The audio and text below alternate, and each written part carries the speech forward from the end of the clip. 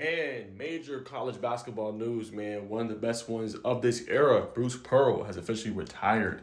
Very interesting news to say the least with the season right around the corner, man. I think we're like 45 days away from college basketball start, and we know about the guys he was able to bring back into High Pettiford. This is probably going to play a factor in the recruiting as well. Now, I know he's going to have his son, as it says up here, expect to take over as the head coach. But when you lose a guy like Bruce Pearl, man, that's massive. Now, obviously, here's everything to the left of what he's been able to accomplish, right? 477 wins to 224 losses. Final Fours in 2019 and 2015. Sweet 16 7 times. He's also the AP Coach of the Year.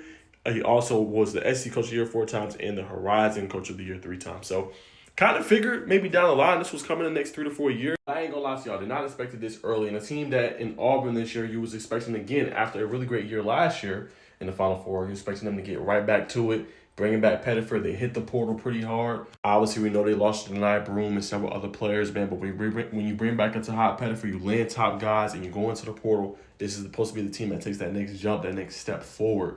So yeah, I mean, this is honestly a big loss. Now, I don't know how elite his son is in terms of coaching. Obviously, I know he's been up under his dad, so I'm sure he's learned and gained a lot of tutelage and things like that. But when you lose a guy like this, man, it's big across college basketball because there's only a select few coaches that are on his tier or on his level currently right now. The only ones that may be above him is Dan Hurley. So, yeah, man, when you look at it and you break it down, you know what I'm saying, definitely, obviously, a big loss. And like I said, the only other coach I could really compare, you go Todd Golden, who just won a ring.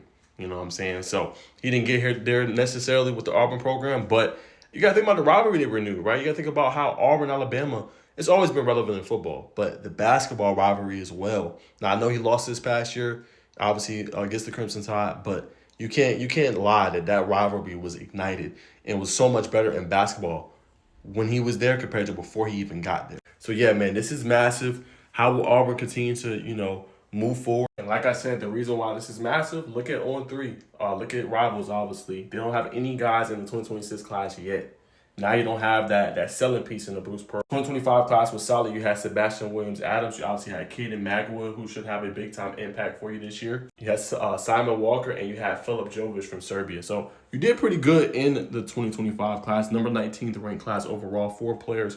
But now, how does your 2026 class look moving forward? Now, the reason I say that, like I said, is because this is a critical stretch. Because remember, right now, you got a lot of OVs, right? Because the season's right around the corner. So you got OVs happening all across. You got people committing. In basketball, we see a lot of commits over the past few days. So, like I said, how does that look moving forward for them? Do they have the right recruiting staff in place to land still some of these big guys? And the biggest question with Kentucky, to bring up an SEC opponent and an SEC team as well, when Calipari left, can Mark Pope still recruit at a high level? We're seeing that. Can Calipari, even though he's in Arkansas, recruit at a high level? Yes, he can.